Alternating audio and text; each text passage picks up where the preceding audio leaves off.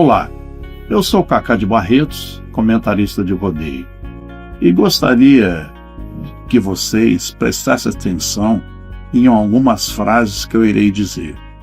Gostaria que vocês se sensibilizassem pela nossa causa. Você sabia que com uma única doação de sangue você pode salvar até 4 vidas? O sangue doado aqui no Hospital de Amor ajuda pacientes de toda a região, inclusive vítimas de acidentes e pessoas que passam por cirurgias de emergência. É um gesto simples que faz toda a diferença. Eu dou sangue porque sei que em algum momento alguém pode precisar. Doar sangue é um ato de amor, solidariedade e responsabilidade com a vida. Venha até o hemonúcleo do Hospital de Amor Barretos. Doe sangue, salva vidas. Doar sangue é um ato de amor. Faça parte dessa corrente do bem. Então, eu gostaria também de dar um recado todo especial a você que vem à nossa festa, a Festa do Peão em agosto. Coloque no seu radar, na sua agenda. Venha nos ajudar também em agosto, que nós sempre estamos precisando de sangue. É indolor, não te custa nada, basta ter boa vontade. Conto com você.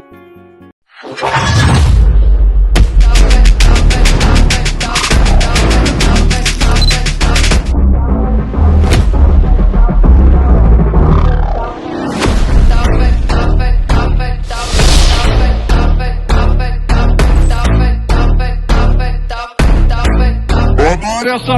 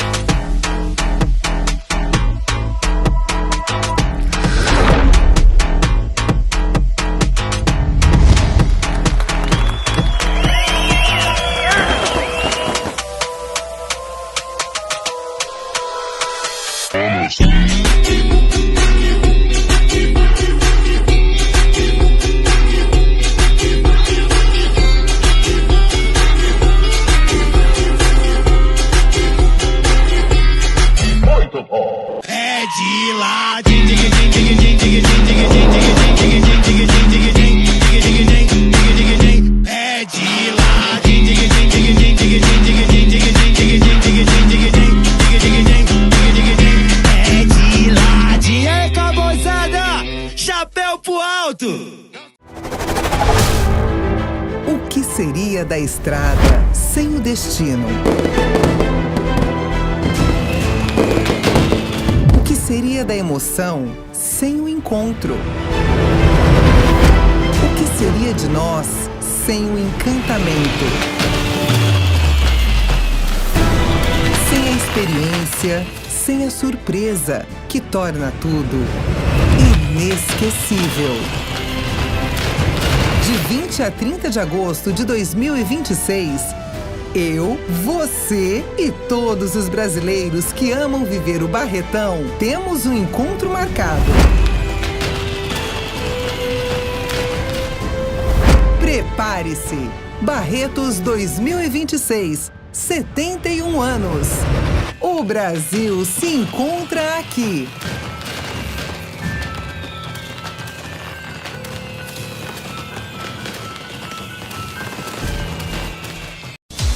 Welcome to the Cowboys Online. A plataforma digital do rodeio. Informação, interação, ideias e novos rumos e parcerias para o esporte mais radical do planeta. Cowboys Online. Rodeio pro mundo.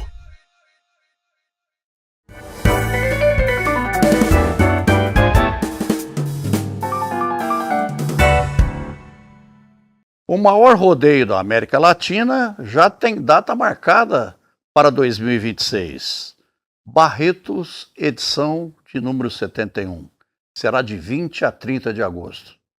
Espero lá. Hoje o Dedo de Prosa tem o privilégio, a honra de receber Francis Barros. Ele que é um estrategista do agronegócio, agrovendas, é o pai da matéria nesse assunto. Seja bem-vindo, Francis. Cacá, gratidão aí pelo seu convite, espero poder contribuir muito aqui, trocar bons dedos de prosa aqui para a gente poder falar com a sua audiência. Eu tive o privilégio de conhecer o Francis num evento que ele organizou. Ele tinha alguns sócios, né, Francis? O Agro Market Summit, um congresso internacional voltado totalmente ao agro, onde pessoas, né, participantes de várias regiões do nosso país. E foi um sucesso, né, Francis? Que você poderia fazer um resumo do Agro Market Summit. Bom, esse evento, né, o Congresso Internacional de Marketing Agro, eu falo que Deus ele age de formas diferentes na minha vida. Quando a gente teve a ideia de fazer esse evento, era um evento para o nosso time, né? Eu tenho a agência que trabalha com marketing no agro, e então naquela época eu pensava em fazer para 30 pessoas, achava que nem as pessoas, ninguém ia se interessar nesse assunto. E a primeira edição já foi uma coisa incrível, nós fizemos na cidade de Goiânia, lá na Federação de Agricultura e Pecuária, na FAEG, e já foi para 300 pessoas. E dentro dessas 300 pessoas nós tivemos alguns visitantes do Paraguai e da Bolívia. Foi quando me despertou, falei, cara, então essa dor não é só nossa. Além de ter muito brasileiro que quer saber mais o que é o marketing, o que é o business do agro, tem mais pessoas de outros países interessadas. E na edição que nós nos conhecemos, né, que foi em 2025, foi a terceira edição do evento, aí já com mais de 600 pessoas, com palestrantes internacionais também. Tivemos a presença de profissionais de 6 países aqui da América Latina, também em Goiânia. Então a gente ficou muito feliz, porque um outro objetivo, e talvez hoje a grande missão do Agro Market Summit, é dar voz ao agro, né? A gente conversava em off aqui, o quanto que o agro às vezes perde por não divulgar o que acontece de fato dentro da porteira, né? A gente costuma dizer que dentro da bolha o agro se comunica muito bem, mas para quem é urbano, para quem é da cidade, às vezes não tem noção da luta que é do produtor, né? De ter que botar dinheiro debaixo da terra, esperar para ver se chove, para ver se o mercado está com preço bom, para ver se tudo vai dar certo. Então eu acredito que o Agro Market Summit ele está construindo uma história para poder mostrar para todas as pessoas da cidade também que queiram trabalhar com agro, mesmo que não seja de botina, de chapéu lá dentro da porteira, existe muito espaço aqui fora e nós precisamos de bons profissionais para comunicar melhor o agro. Francis, você falou que dentro da bolha a comunicação é quase perfeita. Saindo da bolha, os urbanoides, principalmente, porque é muito comum, né? Eu repito muito essa frase. E aquele brasileiro que mora na cidade, que é praticamente 90% da população, nem sempre foi assim. Na década de 50, era o contrário. 80% morava na zona rural, no campo, e 20% na cidade. Houve um êxodo rural, né? Isso na época foi muito comum. Agora, você sabia que tem criança que desconhece que frango tem pena? Muitas pessoas juram por Deus que vaca tem 2 peitos, que usa sutiã, que o leite não sofre um processo biológico, é só apertar um botão. E nós do agro não falhamos nessa comunicação fora da porteira? Muito, muito. Se a gente parar para pensar o seguinte, se você for em qualquer buscador estilo Google e colocar agro brasileiro, muitas coisas que vão aparecer são ruins. Por quê?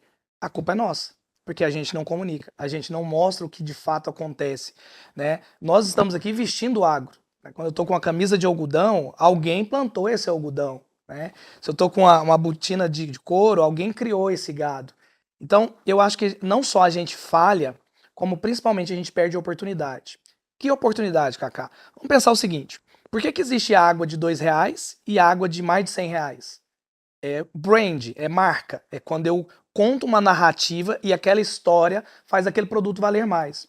Agora imagina, se o Brasil é considerado um dos países que vai cada vez mais ajudar o mundo a se alimentar, levando em consideração que a população mundial está crescendo, que nós temos um ecossistema muito mais propício para o agronegócio do que a América do Norte, do que a Europa, do que a própria África, que são locais que poderiam, que também tem um agro forte. Então, se o Brasil tem essa potência toda, será que não é a hora da gente mostrar que além de ter vastidão, ou seja, a gente conseguir criar, produzir muito, a gente produz com qualidade? Como quando você falou que tem gente que acha que vaca tem só 2 peitos, né? Será que as pessoas têm noção da luta de um pecuarista que acorda às vezes 3:30 da manhã, 4 da manhã, para poder reunir o gado, né? Quando tem tecnologia, porque a gente sabe que muitas fazendas ainda não tem tecnologia. Quando você tem lá um sistema de ordenha mecânica, ainda vai, mas tem muita gente no interior, principalmente a pequena propriedade, que o cara tá ali sofrendo para poder produzir o seu leite e depois fazer o seu queijo. Tá, mas o que o marketing, a comunicação tem a ver com isso? Tem a ver tudo a ver. Porque, por exemplo, se eu começo a mostrar o quanto o produtor brasileiro consegue produzir e cuidar do meio ambiente, eu já começo a fazer uma valorização da minha marca agro.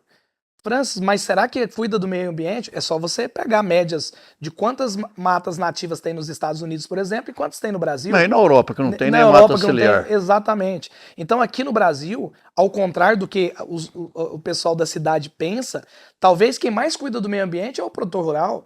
É o que tem a reserva, é o que tem no seu quintal lá muitas frutas, muitas árvores. E aí as pessoas da cidade às vezes põem calçada na casa inteira e ainda vai falar mal do agro.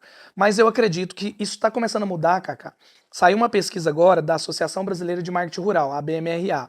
E um dos detalhes dessa pesquisa fizeram do Brasil inteiro com produtores rurais, que no Brasil hoje nós já temos 98% das propriedades rurais com internet. E isso muda muito, muda muita coisa. Primeiro, imagina se cada fazenda tivesse uma rede social, porque cada fazenda é uma empresa. Se ela mostrasse o dia a dia, o tamanho da comunicação que nós já teríamos. Segundo, nos Estados Unidos, eles estão tendo uma dificuldade muito grande nessa troca de geração que acontece, que é onde você tinha um avô que coordenava a fazenda, depois o pai, o filho, e agora já é o neto. Aqui no Brasil também acontece isso. Mas nos Estados Unidos, eles estão tendo muita dificuldade de fazer esse neto ficar nas propriedades rurais. Não sei se você sabe, mas o Brasil tem conseguido manter mais a nova geração na zona rural. E eu acredito que o fato da gente levar mais conforto para a zona rural, ter comunicação, que aí a internet vai ajudar, isso também vai ajudar com que a gente consiga deixar que essa nova geração também cuidando do que os avós criaram.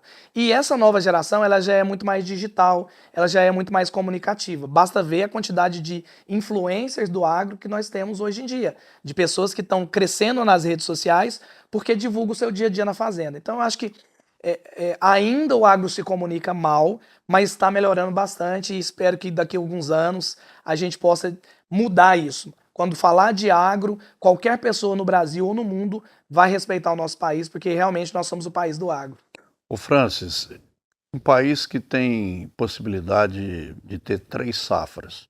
Eu tive a oportunidade, eu não conheço muito a Europa, não. Conheço um pouquinho da Holanda, da Bélgica, da Alemanha e tive na Rússia.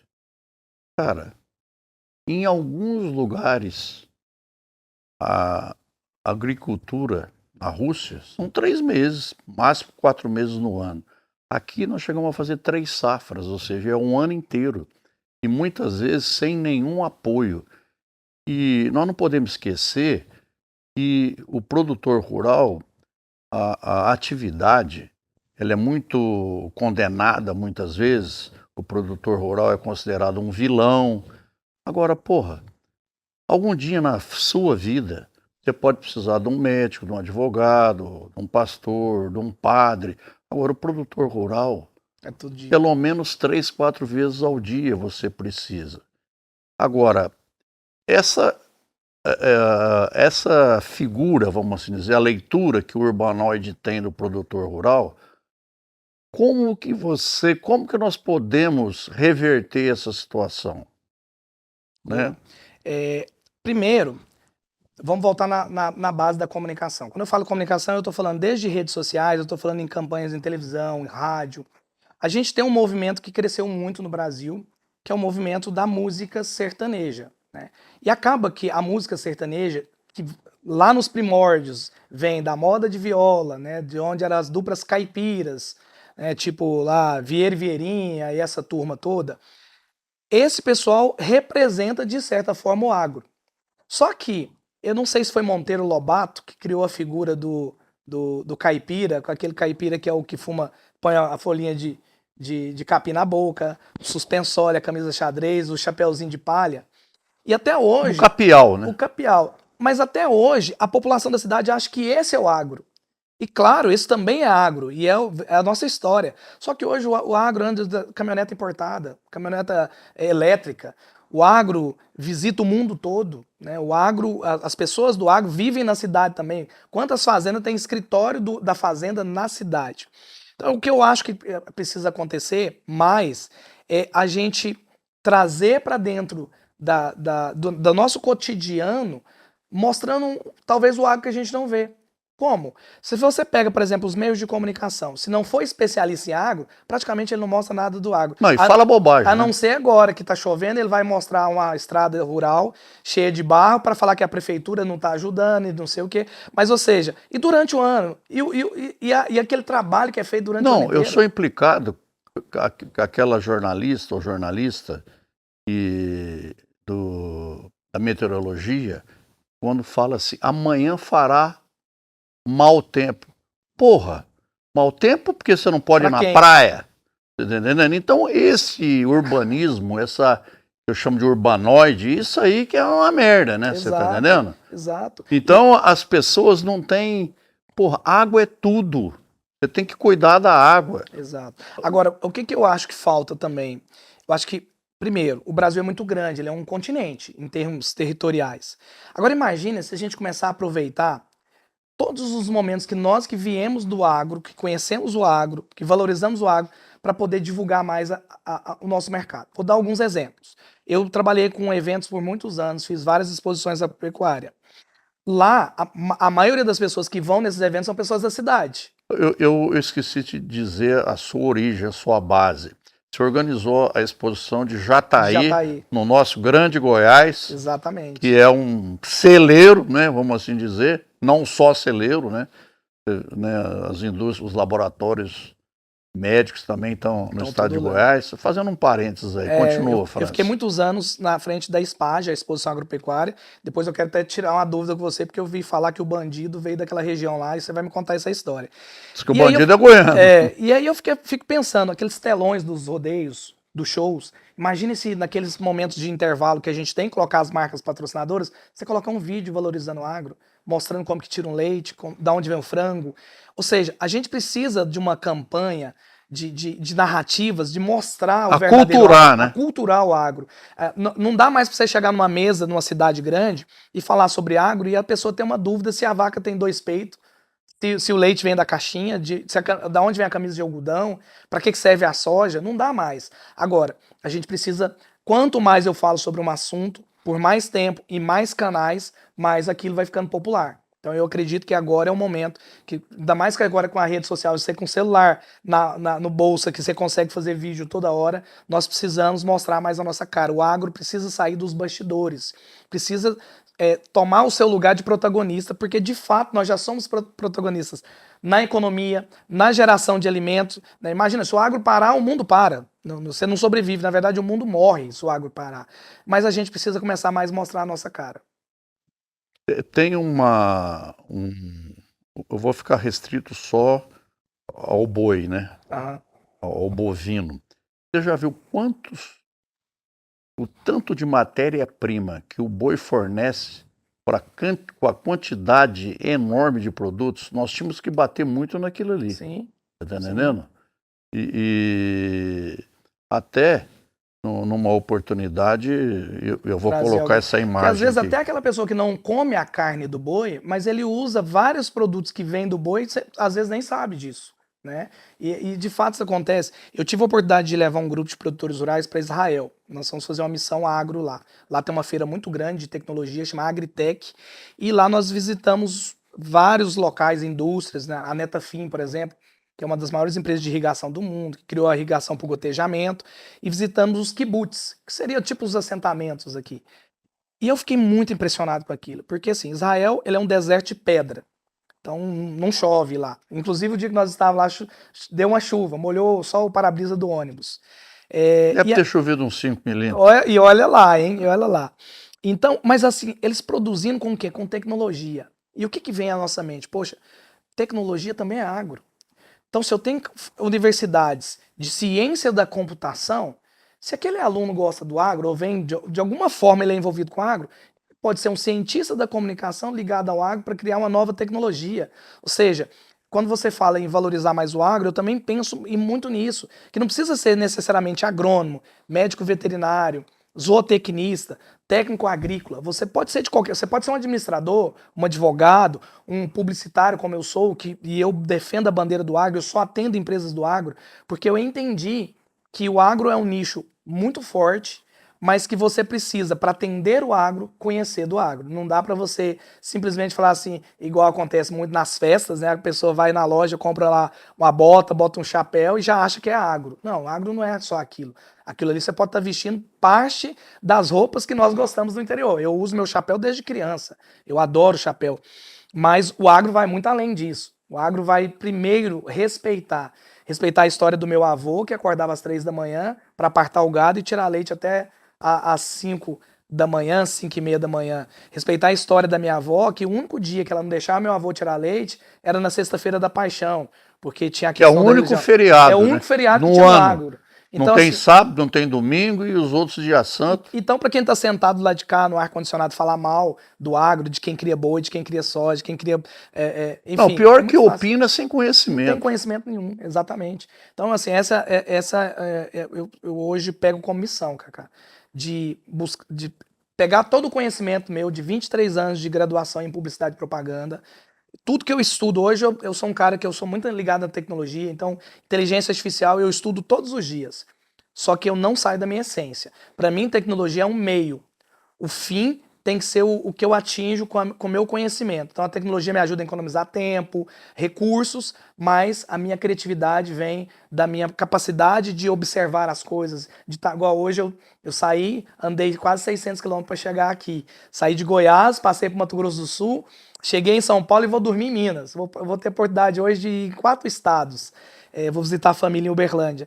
Mas eu tô na estrada, eu tô observando. Aí eu fiquei vendo fazenda de boi, às vezes em frente à fazenda de boi, uma fazenda de cana, aí pra frente já hortifruti. E aí você vai vendo a riqueza do nosso Você vê país. soja, laranja, seringueira. Seringueira. Aí você passa no Rio Paranaíba, lá você já sabe que ali tem criação de tilápia, do peixe. Então é muito maravilhoso quando você começa a observar a grandeza do agro. Então, ô Francis, você escreveu um livro, né? Escrevi. Marketing do Chapéu. Isso. Qual foi quando que você teve essa ideia, que você quis extrapolar, né, vamos assim dizer, e fazer um transporte da mente para o papel? Me conta um pouco dessa história do livro. O livro está até aqui, eu trouxe para você. Obrigado. Isso aqui é seu, quero te presentear. Qual foi a ideia? Muitas pessoas, por eu ter tempo de mercado e eu faço muitas palestras, sempre me perguntam, França, e eu escrevo muito artigo também, principalmente no LinkedIn, falando sobre marketing, como é fazer marketing dentro do agro, comunicação dentro do agro. E aí as pessoas começaram a me incentivar, nossa, por que você não põe esse conhecimento no livro?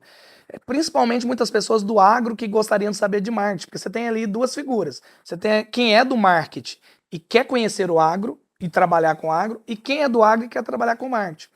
Então, o marketing chapéu eu usei dentro da metodologia do livro um processo que eu criei dentro da minha empresa, que é o agromarketing de precisão. Então, eu peguei até o nome lá, fazendo uma brincadeira com o nome de agricultura de precisão, pecuária de precisão, o agromarketing de precisão, que é a gente fazer marketing baseado em dados, baseado em conhecimento, mas com um processo onde eu pego uma marca desconhecida e levo até a fase final, que é o produtor rural comprando e aprovando.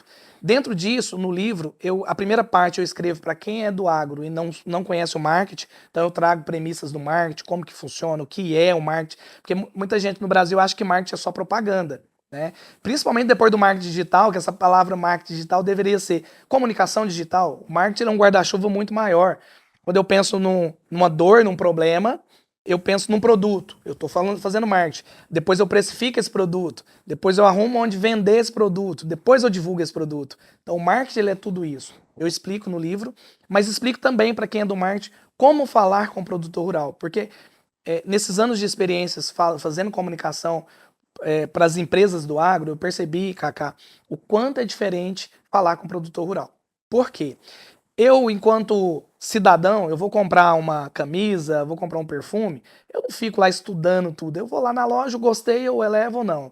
O produtor, para comprar um trator, para poder levar uma ração para o seu gado, ou a semente para plantar, ele talvez saiba mais do que o próprio agrônomo está tentando vender para ele. Então, eu, profissional de marketing, eu preciso estudar profundamente também cada produto, cada serviço, para que eu fale, não fique naquela narrativa de propaganda de tipo, parabéns pelo dia do fazendeiro. Isso não vende. Eu preciso ter muito mais conteúdo, eu preciso ser, uma frase que eu uso muito no livro e nas minhas palestras, eu preciso ser mais interessante do que interesseiro.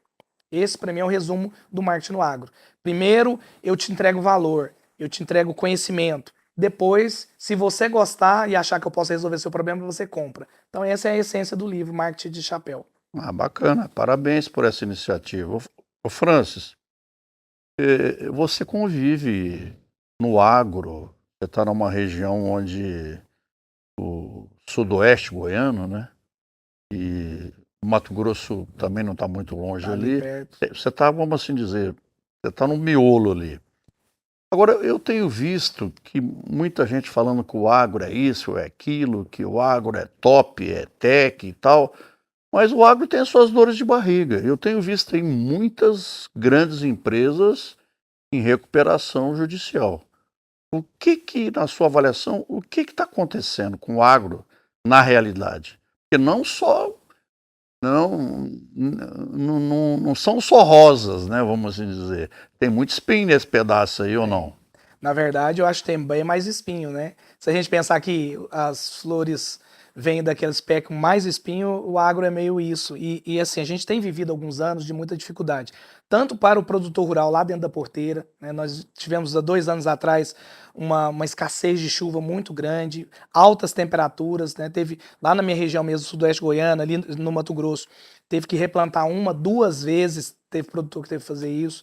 Aí depois a gente vem com problemas econômicos, aí hoje nós temos problemas políticos, problemas jurídicos, então vem esse imbróglio. O problema começou dentro da porteira, e agora ele pulou pós-porteira. Nós tivemos já, o ano passado principalmente, muitas grandes empresas entrando em recuperação judicial, né? Esse ano já não está sendo diferente, infelizmente. Comentava com você, alguns eventos já começaram a ser cancelados. No Mato Grosso, por exemplo, eventos que a gente atendia, feiras do agro, que é aquela feira de negócio mesmo, que acontece das 8 às 5 da tarde, já começaram a ser cancelados, porque ou não deu a quantidade de expositores que era previsto, ou a feira, a organização entendeu que o momento não está legal para realizar. Isso mostra um reflexo do nosso país, né, Kaká? Eu acredito muito assim, o agro, às vezes ele anda na contramão. Como que ele anda na contramão? No período da pandemia, por exemplo, onde todo mundo teve que parar, o agro não só não pôde parar, como ele cresceu. Ele mostrou a sua força naquele período para ajudar o Brasil, inclusive, a não entrar numa crise ainda maior. Mas nesse momento agora que o país está, se a gente for pegar empresas de qualquer segmento hoje, mão de obra, nós estamos vivendo um apagão de mão de obra, que é um problemaço. Nós temos problemas de uma falta de segurança jurídica que o país não dá para a gente, uma carga tributária extremamente absurda. Vou te dar um exemplo na minha área, não sei se você sabe, mas aquele que eles chamam de tráfego pago, que é o impulsionamento que você faz nas redes sociais, começou a cobrar imposto agora também. Então, se você colocava R$1.000 lá, agora fica só 800, R$20 vai para o governo. Então, cada vez mais aumentando os impostos e o risco Brasil lá em cima. Isso tudo faz com que o empresário precisa começar a repensar. Primeiro, aquelas empresas que viviam com dívidas, a boa dívida. O que é a boa dívida? Dívida de investimento, faz um financiamento para poder investir, crescer. Agora é a hora de dar investimento, compra de uma máquina, um trator, comprar insumos. Agora é a hora de você ficar como meu pai dizia assim, a gente tem que estar com os 2 pés no chão aqui, porque senão, a hora que apertar, vai ficar ruim. Então, nós estamos vivendo esse momento, né? Eu tenho percebido isso, por exemplo, o ano passado, tinha várias grandes empresas que eu atendia que saíram do nosso portfólio, mas não porque foram para um concorrente meu, porque elas pararam de investir para economizar, né? Então, assim, realmente o agro é um ano desafiador, mas eu também acredito, Kaká, que é nesses momentos que as pessoas criativas se reinventam. Toda crise tem uma Tem uma oportunidade. oportunidade. Tem aquela frase clichê, né? Do, Enquanto tem muita gente chorando, alguém está vendendo do lenço, né? Nizam Guanais, ele cunhou essa frase, eu adoro ela, e é verdade, porque às vezes, né, na crise que hora que você reinventa. Por exemplo, eu estou num momento de carreira que estou me reinventando, porque além de todo esse problema, vou não dizer problema, esses desafios, Obstáculos, né? obstáculos, a gente tem uma outra questão muito forte que talvez poucas pessoas estão entendendo, que é a chegada das novas tecnologias. Então, quando a gente fala de falta de mão de obra, dependendo do que você vai fazer, tem tecnologia que já está substituindo. Eu, sinceramente, não acredito que robôs e inteligência artificial vai substituir o ser humano. O ser humano que é humano. O ser humano que é máquina, que é aquele que faz tarefa repetitiva, que copia e cola, esse já até foi. Esse não vai sobreviver. E a mudança está sendo rápida demais. É muito rápido, Cacá. Às vezes, assim, eu e minha esposa e meu filho, a gente fica em casa, assim, minha esposa tem uma escola de tecnologia para criança. Então a gente estuda muito tecnologia lá, aí de repente aprende uma coisa nova. Nossa, que legal, vimos fazer um vídeo com IA. Passa 2 semanas, aquilo já é velho. Então, assim, a tecnologia sempre existiu, só que ela era mais lenta. Hoje ela é mais rápida. E hoje, eu costumo trocar a palavra se pela palavra por. Ou quando. Não é mais se vai acontecer, é quando vai acontecer.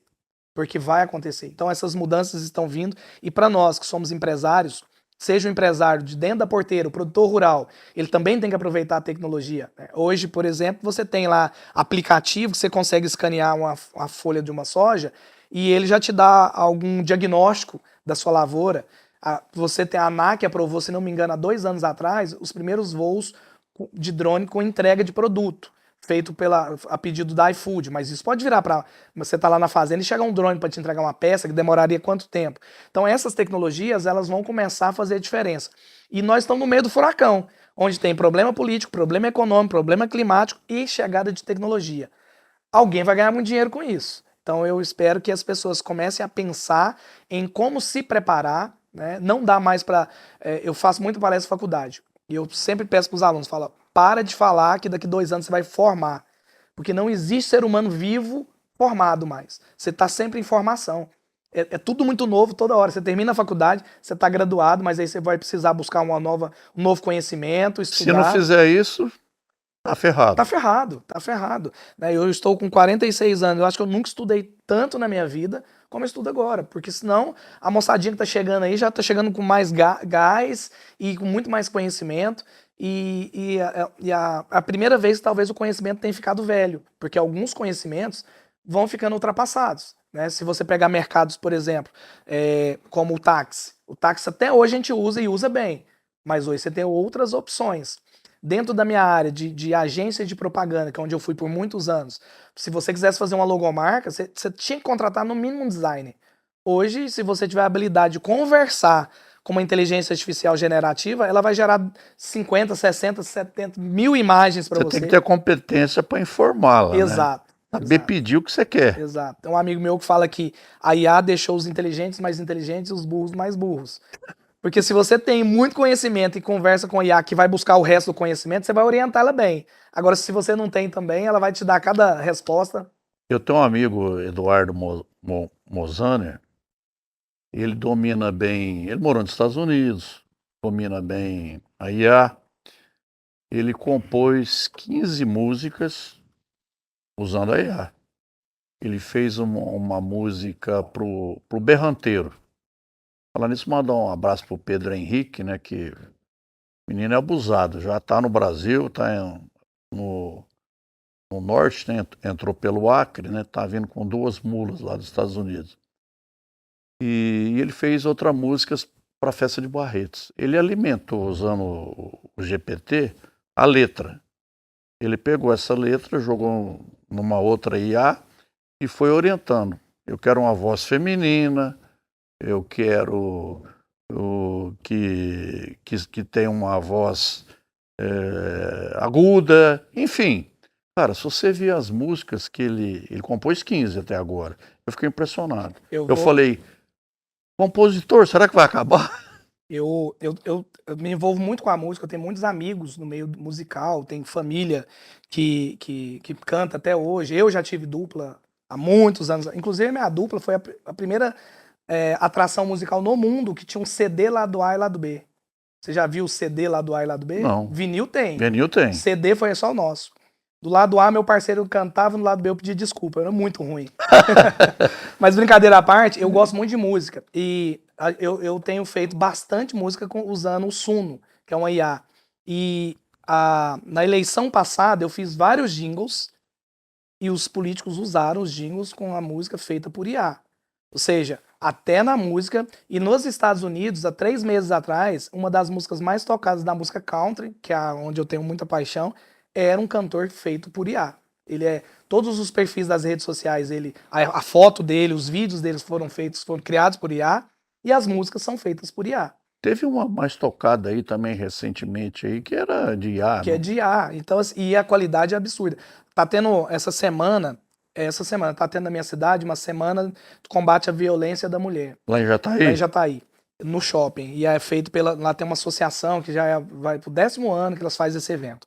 Aí eles me pediram para fazer uma música. Eu fiz uma música. Eu gosto muito de Moacir Franco. Eu acho que o Moacir Franco é um dos grandes poetas desse país. E eu me inspirei numa música que ele fez para Nalva Guiar, que é o dia de formatura. Eu fiz uma música mais ou menos naquele sentido, que a mulher descobre que está grávida, e só que ela ficou grávida de uma violência. E ela teve que tomar uma decisão. Segue ou não segue? E aí a música conta essa história e ficou uma música extremamente emocionante. Eu vou até te mandar para você ouvir depois. Agora você vai saber que é um IA, mas eu coloquei uma dupla feminina cantando, né, pelo motivo de ser como se fosse a mulher interpretando, mas é incrível, Cacá, assim, onde a tecnologia está chegando. Realmente a qualidade é muito grande, mas eu volto a dizer, ainda assim, eu acredito muito que por mais que a gente tenha a probabilidade em breve de estar assistindo filmes com inteligência artificial, nada vai substituir você sentar naquela arena de Barretos e ver o touro pulando de verdade. Ou escutar o cantor cantando com voz e violão. Então eu acho que isso vai ser bom, a gente vai usar para várias coisas, mas o que é orgânico não vai perder. E mais, eu acho que vai ser muito mais rentável as coisas orgânicas. É só você olhar para a alimentação. Um queijo feito na indústria custa quanto? Um queijo artesanal feito lá com vários processos, passa na fazenda por uma semana, ele é um queijo mais caro. Então eu acho que os serviços também, que são artesanais, que são humanos, que são artísticos, eles vão passar a ser mais gourmet, mais caro, mas não vão ser substituídos pela IA. Agora, que é fato que a IA está chegando forte, isso aí não duvidem, está chegando. Às vezes você já até consome a IA sem saber que é IA. No começo da década de 90 eu conheci o tal do fax. Foi o meu primeiro susto tecnológico. Se você for analisar a história, né, do telefone, do rádio, da lâmpada, isso foi um fascínio, né? Sim. Agora, dentro desse assunto que nós estamos falando aí de tecnologia, porra, não faz muito tempo, cara. O fax, acho que... Será que existe ainda? Alguém que usa? Eu sei que lá em casa eu tenho um guardado que era do meu pai. Mas isso é uma peça de museu. Uma peça de museu. Agora você analisa. Eu acho que gerações igual a sua, a minha, a gente tem uma oportunidade, tá tendo uma oportunidade que talvez ninguém no mundo vai passar.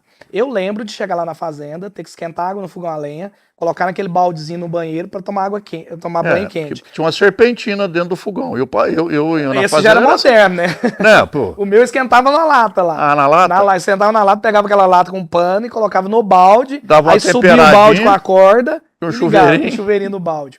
Lamparina, o dia que meu pai levou um lampião pra fazenda, foi aquela coisa assim, meu Deus, o que é isso? Que coisa legal, né? Então, assim, a gente viu isso. E agora ver a inteligência artificial fazendo vídeos, igual eu gosto muito de, às vezes, quando eu quero desligar de tudo, eu vou lá pro TikTok, fico vendo aqueles vídeos, os caras com a onça pegando não sei o quê. Eles fazendo tudo de IA, mas parecendo que é aquelas câmeras de segurança. A qualidade que isso chega. Então, acho que a gente também tem essa oportunidade de ter visto lá o passado e tá vivendo agora, né? A hora que você falou em lamparina, eu lembro da minha mãe, ela gostava de jogar truco. E era mania velha, né? Você não era... Ela não variava. Quando ela puxava a lamparina para olhar assim, eu já sabia. Ou ela tá com a espadilha ou com ás de paus. Mas quando chegou aquele lampião que era direto no bujão de gás, que Aham. ele era alto, Sim. assim. Nossa, aquilo ali. Você colocava na varanda da Não, fazenda pelo lá. amor de Deus, aquilo ali era. E hoje muita gente nem sabe que existiu Hoje isso. eu tava chegando, eu cheguei mais cedo aqui, fui passando, tava na praça, tinha um casal sentado. É, aliás, foi lá em Cacilândia, quando eu passei por Cacilândia, perto da rodoviária, tinha um casal sentado um do lado do outro. E foi muito engraçado, que os dois estavam assim, ó, nenhum tava olhando um pro outro ou conversando. Aí eu fiquei pensando, cara, na minha época de moleque, se eu tivesse sentado do lado de uma moça, eu estaria conversando com ela. E hoje é muito difícil. Então, a tecnologia é muito boa também, porque ela pode nos aproximar. Por exemplo, o meu pai, ele não conheceu meu avô. Quando meu avô faleceu, ele tinha 8 meses. E por acaso alguém achou um monóculo com uma foto de família. Eu peguei a IA, eu melhorei aquela foto, extraí a foto só do meu avô e com a IA eu fiz ele um movimento, ele como se ele estivesse mexendo. E quando eu mostrei pro meu pai, foi aquela emoção, ele não conhecia o pai dele. Então a tecnologia pode propiciar isso, mas a gente tem que tomar muito cuidado também, porque tudo em excesso Você é não ruim. pode ser dominado por ela. Tudo em excesso é ruim. Então, se você souber usar com moderação, ela vai ser muito Tem um boa amigo pra que vida. fala que tudo em excesso, diz que até mulher e dinheiro, quando é demais, não é Mas bom, de não. excesso é bom, é verdade. É Não verdade. sei se isso procede. Eu nunca tive mulher nem dinheiro em excesso. É uma experiência, né? Bom, agora, quando você. O tanto de problema que nós estamos passando aí, como você disse, econômico, político, violência, e você vê alguma perspectiva? Eu vejo muita. Eu acredito muito em Deus, acredito muito nas pessoas. Eu passei pela pandemia perdendo amigos muito próximos, inclusive um amigo que era o meu médico que me cuidou, eu fiquei 14 dias internado, desenganado, e consegui sobreviver, e o meu médico cuidou de mim, não sobreviveu. Então é por ele e pelo meu filho, pela minha esposa, pelos meus pais, eu tenho que acreditar no mundo melhor. E sabe como que eu gosto de acreditar? Fazendo. Então eu estava falando com você em off da nossa associação Favos em Jataí, que cuida de pacientes com câncer.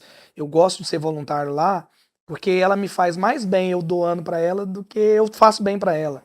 Então eu acredito, sim. E eu acho que se a gente sair aqui em Rio Preto e for conversar com as pessoas na rua, a gente vai encontrar muito mais pessoas boas do que ruins. Sim. É claro que as ameaças, ou seja, aquilo que vem de externo, política, economia, não está no nosso controle.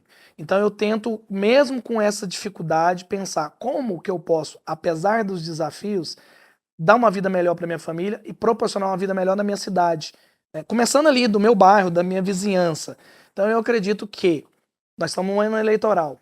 Né? Eu acho que as pessoas precisam ter muita consciência. Eu não sou um cara que falo muito de política partidária, eu falo muito de política classista. Essa eu sou defensor.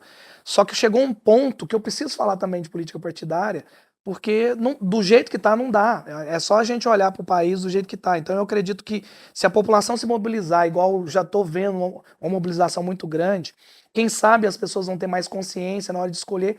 E eu não estou falando só de presidência, senador, deputado federal, estadual, governador, porque é uma eleição grande, né? Então, acho que assim, as pessoas que falam que não gostam da política são Vai ser dominados dominado por quem gosta. Então, assim, é melhor você não precisa gostar, mas pelo menos parar um tempo, dar uma olhada nos nomes que estão candidatos, dar uma olhada na vida e falar, eu vou votar nesse, porque esse aqui parece que é o melhor.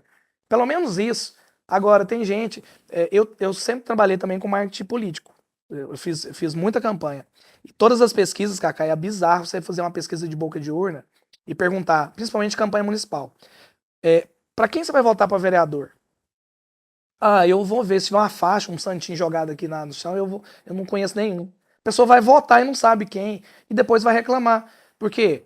São esses políticos que gerem o dinheiro que vem na sua cidade. Então eu acho assim, eu acredito que vai melhorar, porque na experiência de poucos, dos meus 46 anos, eu vi no mundo sempre o ciclo, né? Tem ano bom demais, ano ruim e tal. No agro não é diferente e na vida não é diferente. Diz que a vida é um eletrocardiograma. Né? Então nós estamos na parte baixa. Mas dizem, né, que você cresce, você aprende mais quando você está no fundo do poço que no topo da montanha, né? Que a zona de conforto não te leva a lugar nenhum.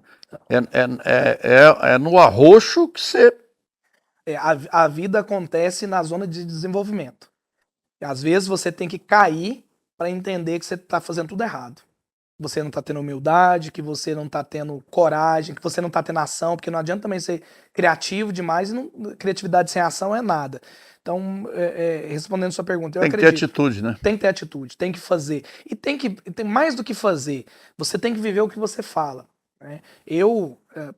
Você está tendo a oportunidade de me conhecer um pouco agora, mas quem me conhece sabe que o que eu estou falando para você aqui é o que eu vivo na minha vida.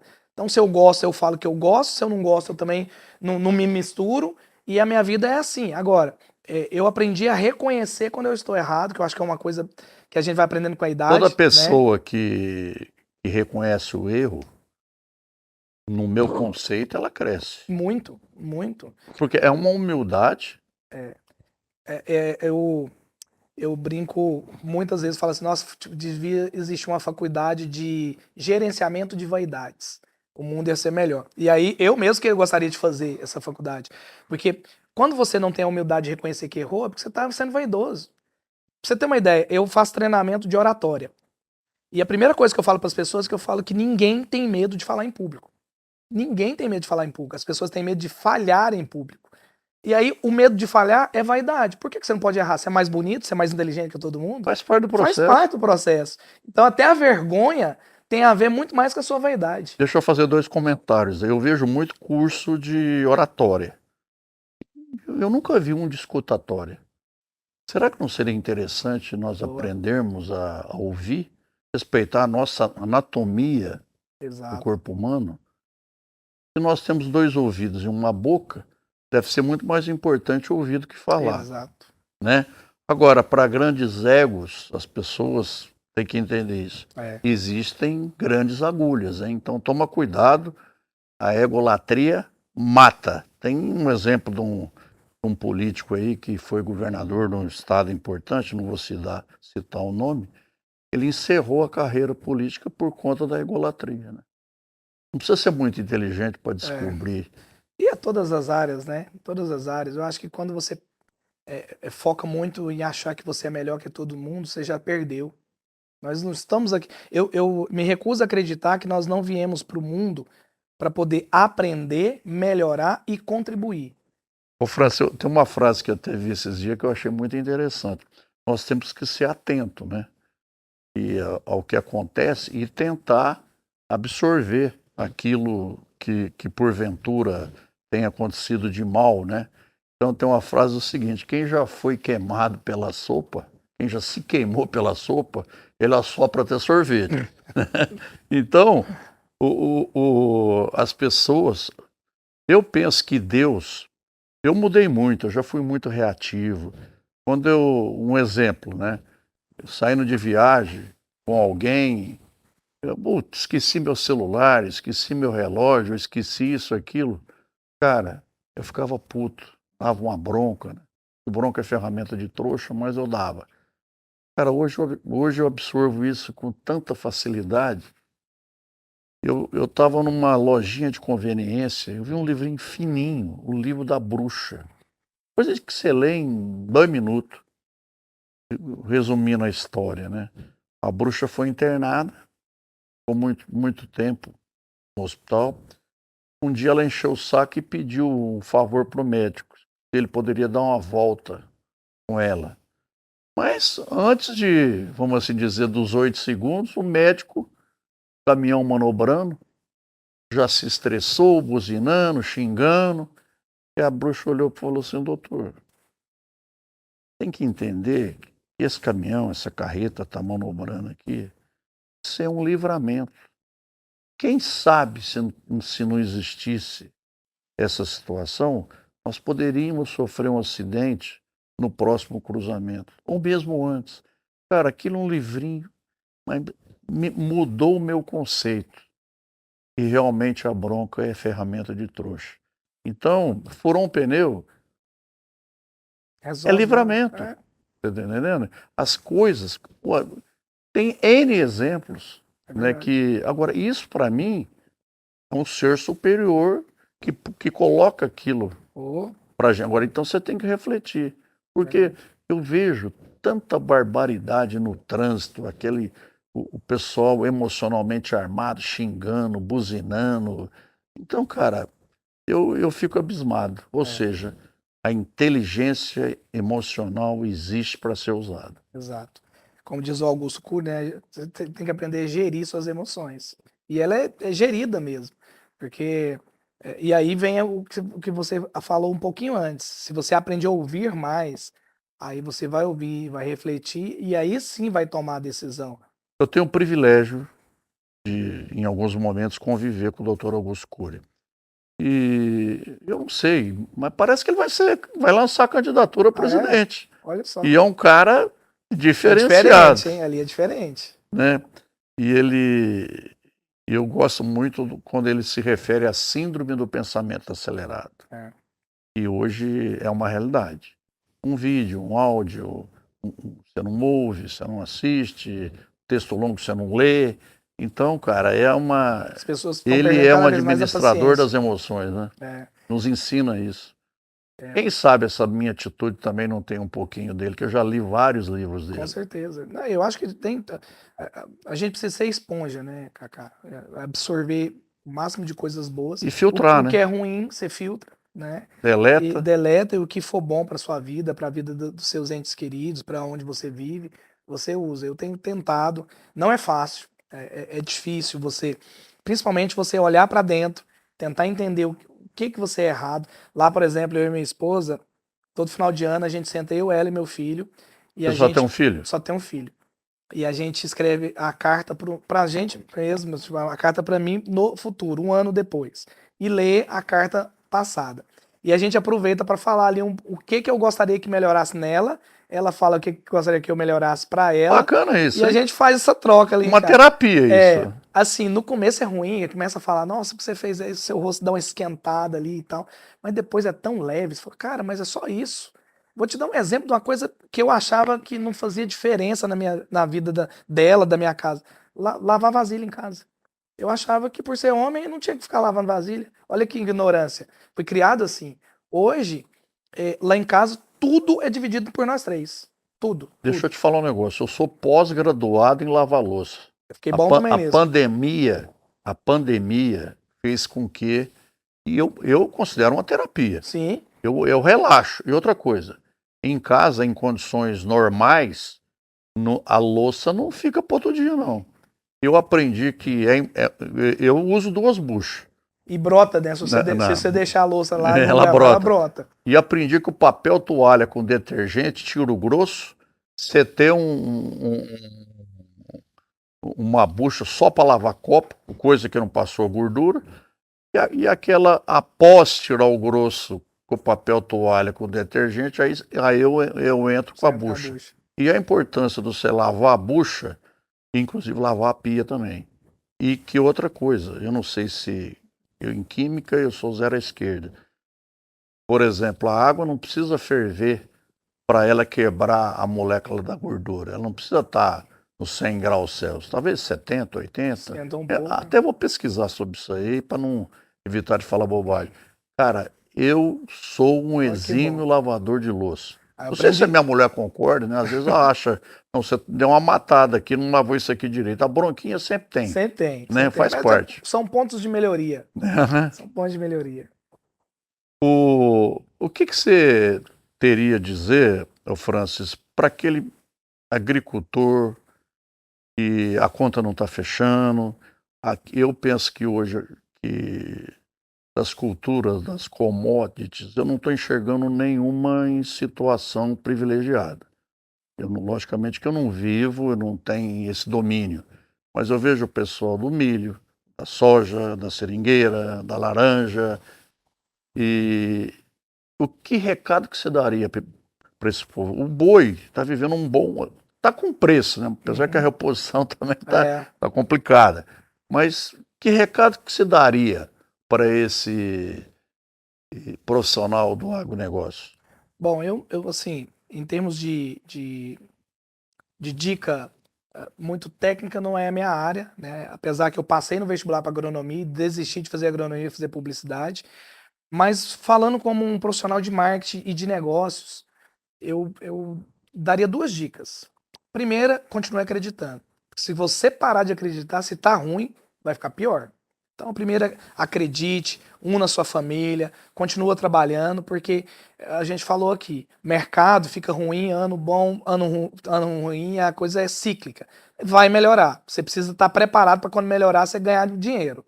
Segundo, começar a pensar na sua fazenda mais como negócio e menos como entretenimento. E aí abre um leque de muitas coisas, né? Fazer conta de tudo. Quanto custa por hectare? Quanto custa para você produzir uma arroba? Quanto você pode vender? Começar a entender isso como negócio e até mesmo, Cacá, diversificar o seu negócio. Por que você só mexe com boi? Não sobrou um quintal para você pensar em, sei lá, plantar pimenta? De repente achar algo que na sua região poderia também ser lucrativo. Eu vi uma matéria no Globo Rural sobre um tipo de pimenta, se não me engano, mexicana. Aliás, o México é o rei da pimenta. Rei da pimenta. Em Goiás está produzindo, eu não lembro o nome, mas que, principalmente para a agricultura familiar, é um negócio de todo mundo. Lá em Jataí, é um lugar que produz muita uva.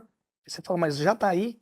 Mas teve um produtor que começou isso lá na fazenda dele, os vizinhos começaram, e eles criaram uma comunidade que está fazendo uva, na região do sudoeste goiano. Coisa que você pensava que só no frio, né? Tem em Goiás também um local que faz vinho de jabuticaba. Então, você vai para lá, se não me engano, é o maior pomar de jabuticaba do mundo. Então, talvez você começar a pensar... Hidrolândia, né? Acho que é Hidrolândia. É capital da jabuticaba. Da jabuticaba. Exato. Então, talvez é você pensar em... Igual a gente aqui na cidade, você não diversifica às vezes, você tem uma empresa disso, começa a montar de outra. Não é tirar o seu foco, mas é aproveitar. Igual o ano passado. No passado não tinha uma lavoura só, e hoje nós estamos falando de, às vezes, 3 safras. Né, foi criada a safrinha, às vezes agora tem a terceira safra, é começar a pensar também na sua propriedade.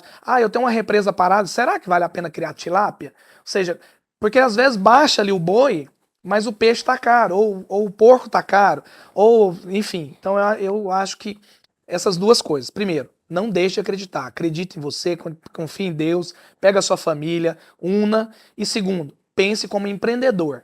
Como é que o empreendedor pensa? Nos custos, onde vender, o que vender, e essa diversificação, de repente, pode ser o melhor caminho. Como a gente falou muitas vezes aqui, talvez no momento de crise, de dificuldade, a hora que você vai reinventar e criar um negócio muito maior. Ô Francis, o tempo é cruel. Nosso tempo está chegando ao fim. Faltou alguma coisa que você gostaria de destacar na nossa prosa aqui?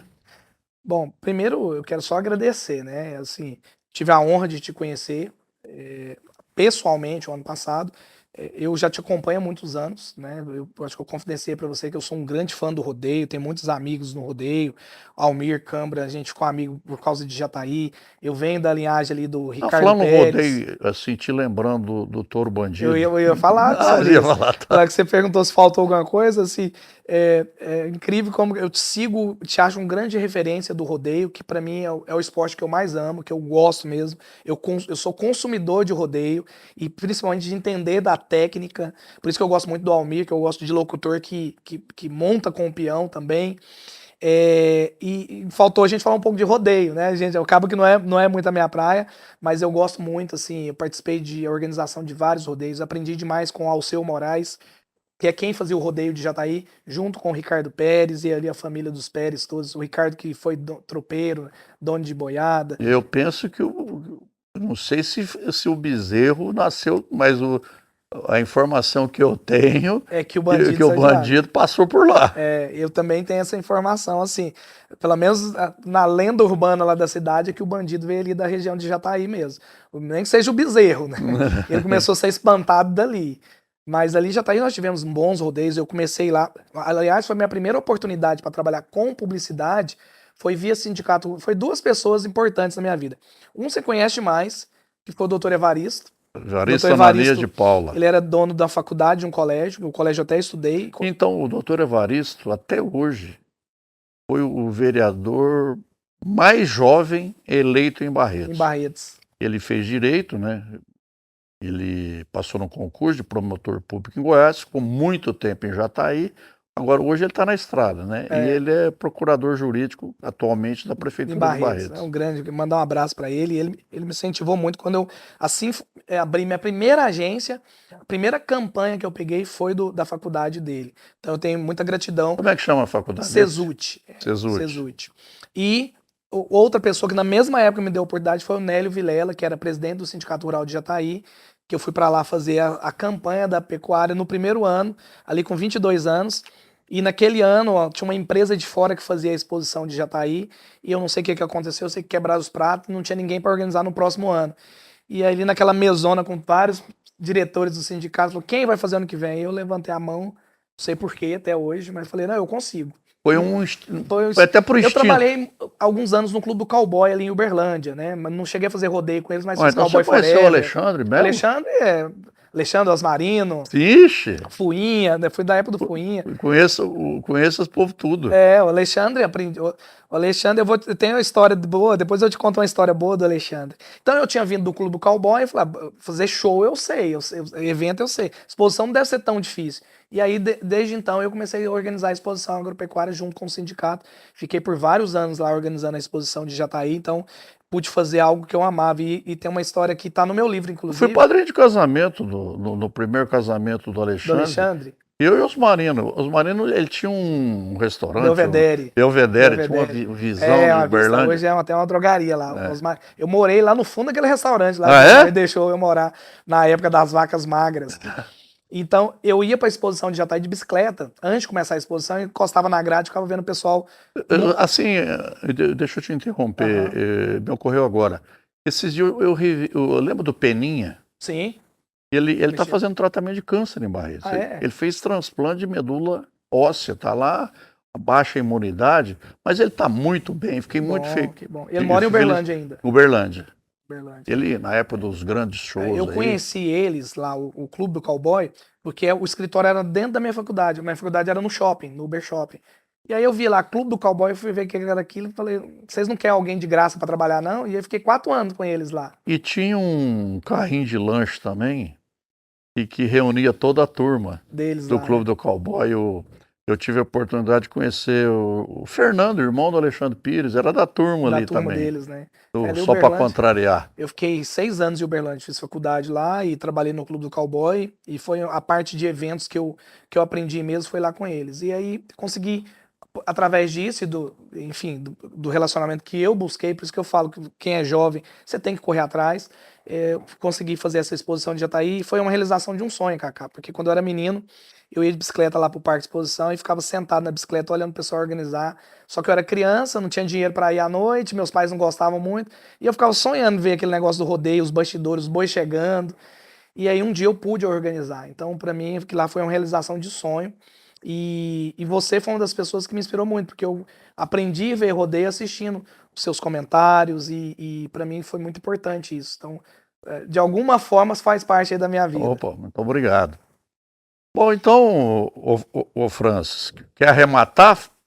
Ainda faltou alguma coisinha? Não, eu só porque nós somos bons de prosa, né? Se deixar aqui, nós vamos vai se restinho de ano. Não, mas eu acho assim, eu agradeço muito a oportunidade de estar aqui batendo um papo com você, parabenizar por esse programa incrível, esse estúdio maravilhoso aqui do Marcelo, e agradecer mesmo pela oportunidade de estar aqui. Espero que eu possa, de alguma forma, assim como você achou uma frase no livro que ajudou você a mudar a vida, quem sabe alguma das nossas falas aqui pode tocar o coração das pessoas para que elas saiam desse episódio melhor do que quando chegaram, né? E me coloco à disposição, sempre que precisar, eu tiver disponibilidade, faço questão de estar junto com você. Parabéns por mais um ano de Barretão. Eu tô ali de longe assistindo sempre, ali torcendo para porque o Barretos ele ajuda os outros rodeios menores, porque acaba que quando o Barretos fica famoso, isso dá força para todos os outros rodeios do país. Então, e nós não podemos errar, né? Mas acaba acontecendo isso, faz parte do processo. Agora, você me prometeu um presente. Ah, é verdade. Tá aqui o livro, com muito carinho aí, com a dedicatória para você. Eu te agradeço. Vou ler eu tenho certeza que alguma frase aqui. Se Deus pelo quiser. Menos uma, né? Pelo menos ou uma. mais. Que bom, que bom. Bom, Francis, eu gostaria de agradecê-lo pela presença, né? Foi muito enriquecedora a sua prosa, os seus testemunhos aí. Eu particularmente gostei muito. Que bom. E até o próximo Dedo de Prosa.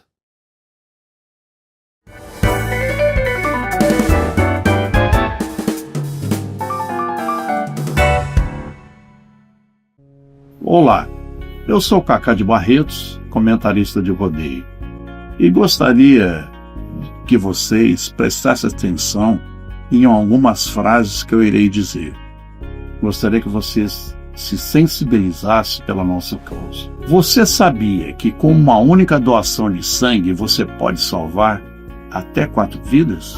O sangue doado aqui no Hospital de Amor ajuda pacientes de toda a região, inclusive vítimas de acidentes e pessoas que passam por cirurgias de emergência. É um gesto simples que faz toda a diferença. Eu dou sangue porque sei que em algum momento alguém pode precisar. Doar sangue é um ato de amor, solidariedade e responsabilidade com a vida. Venha até o hemonúcleo do Hospital de Amor Barretos. Doe sangue, salva vidas. Doar sangue é um ato de amor. Faça parte dessa corrente do bem. Então, eu gostaria também de dar um recado todo especial a você que vem à nossa festa, a Festa do Peão em agosto. Coloque no seu radar, na sua agenda. Venha nos ajudar também em agosto, que nós sempre estamos precisando de sangue. É indolor, não te custa nada, basta ter boa vontade. Conto com você. O que seria da estrada sem o destino?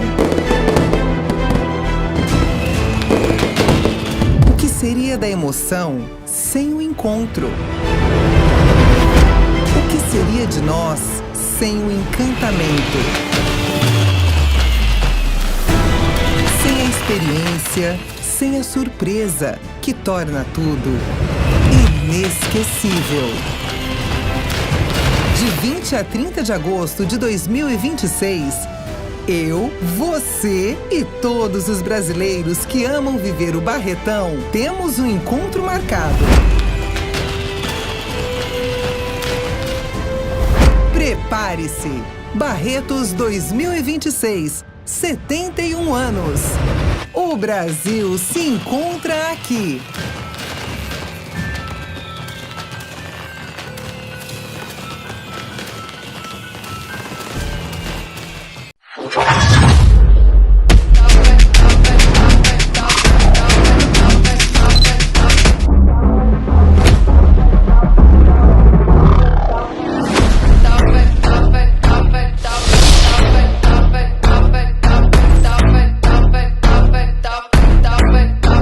Olha só.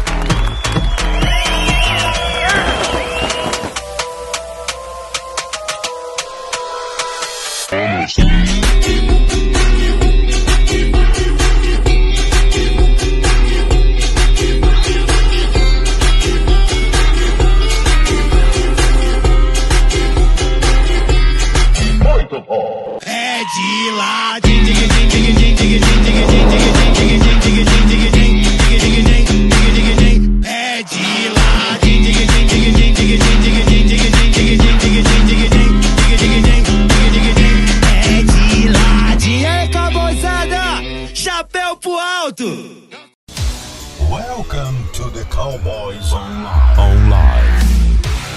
A plataforma digital do rodeio. Informação, interação, ideias e novos rumos e parcerias para o esporte mais radical do planeta.